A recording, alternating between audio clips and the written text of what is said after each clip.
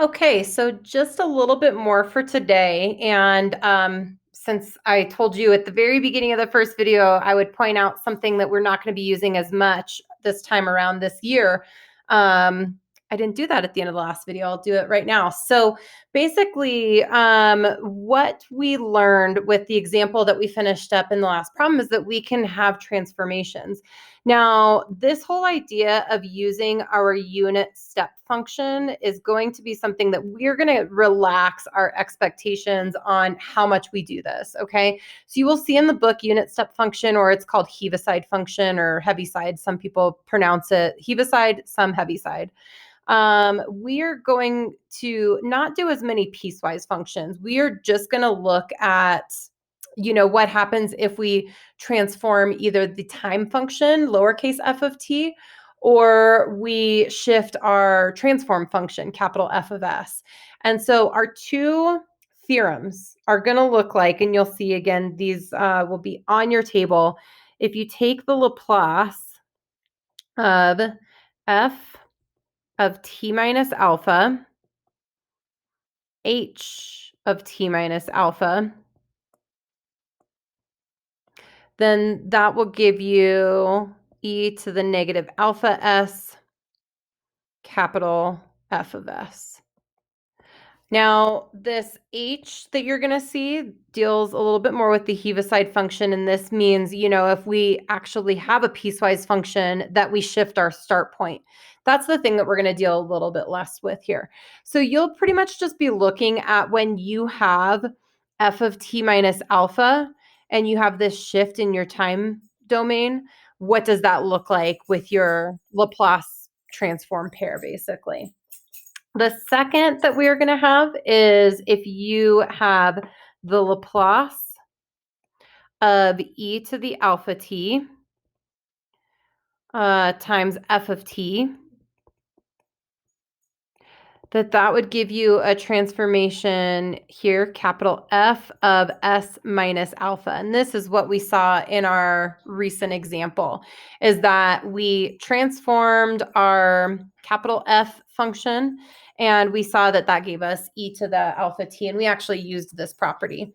So what we're going to do is just look at these parts of that theorem in play a little bit, just so I can explain to you, and we'll only do the ones on the left here. So we have a Laplace transform, and we have an inverse Laplace right here.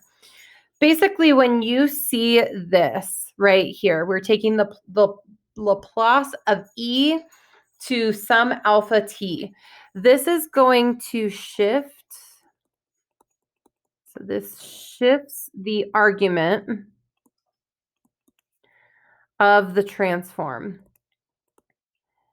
And like I said, this is what we saw in the example that we did. We actually did have one where our argument was shifted. Instead of capital F of s, we had capital F of s minus 2. So the way we go about a problem like A, if I can just bring it over here, is we say, okay, I recognize that alpha is going to equal 2 because I see this e to the 2t factor. And that if I just then look at t to the fourth, I can call that my f of t function. And that I'm using the part of that last theorem that we just talked about, where I'm taking from my table the Laplace of e to the alpha t times f of t.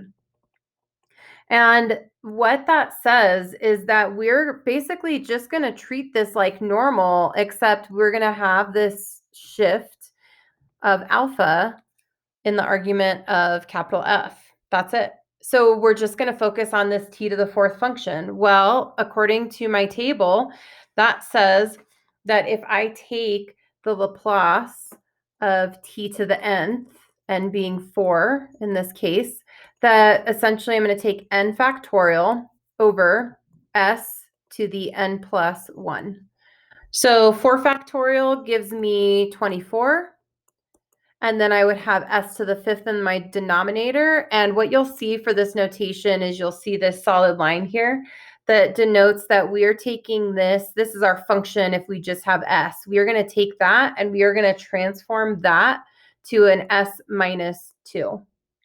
Okay, so what that's going to look like for our final answer here is capital F of s minus 2. And we just take any s that we see right here and we just transform that from an s to an s minus 2.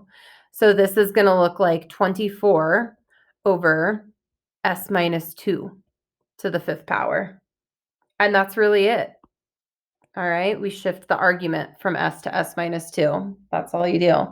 Okay, so I'll let you kind of look at what does that look like here with part B. That would be going in that direction from lowercase f to capital F. Let's go ahead and just look at C together then, where C is doing the inverse Laplace. And we see for this that we have e to some power in this one as well. Okay, e to the negative 5s.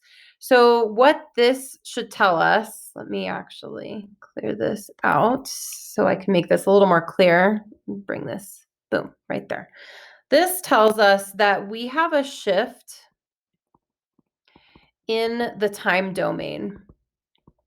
So that when we take this back to lowercase f of t, that we've shifted t by some units. And so in this case, bring it over here as well. We're taking the inverse Laplace.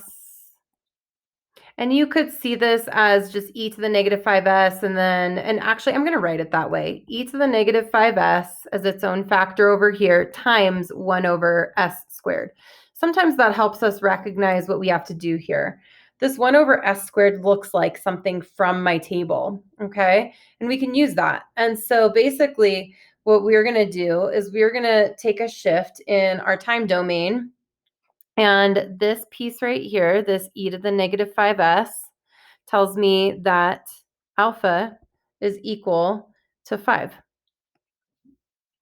Okay, so kind of like we did up here, let's just focus. If I know that that's going to be a transformation, then I'm just going to go ahead and focus on taking the inverse Laplace of 1 over s squared. And going to my table and referencing that, I know that this is just going to be equal to t. So that's my f of t. Now, we're going to use the other part of the theorem that we learned earlier. I probably should have written it first. So this is one part of the theorem right here. We are going to use the other part, which says that if I take the Laplace of f of t minus alpha h of t minus alpha, that would be equal to e to the negative alpha s times capital F of s. And this was how I knew that alpha was equal to 5, just following that. So my capital F of s was this 1 over s squared. My e to the negative alpha s was the e to the negative 5s. And so transforming this back into my function of t means that I would have t minus 5. Let me actually write this a little different. Okay, let me do this in purple first of all. So I would get right here, my lowercase f of t we said was equal to t. And basically what we are going to do then is we are going to take that from t onto t minus alpha, which is 5. Okay, and the way we would write this is we are going to take f of t minus 5,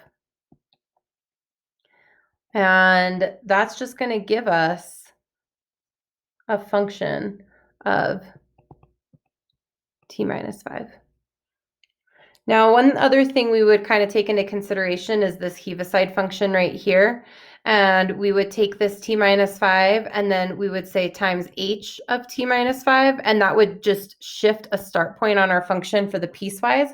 We're not going to worry about that part as much. We're just going to recognize that we have a shift in our time domain right here, and that we would get a function of t minus 5, and that we're going to just do that from negative infinity to positive infinity, as opposed to having a start point like we do in a piecewise function. So that's it for that problem. We can just leave it at that. And like I said, tried to cut those down in terms of what you're going to see in the homework. So we'll take a look at a bit more of this tomorrow, and specifically putting it all together, because that's really what we want to get to with these problems, is putting this together with our differential equations. Again, as always, let me know if you have any questions, especially about the parts that we're going to leave out here. But I would just say anywhere that you see this h of t minus alpha, we're going to just lightly dip our toe into some of that, but we're really not going to worry about that too much.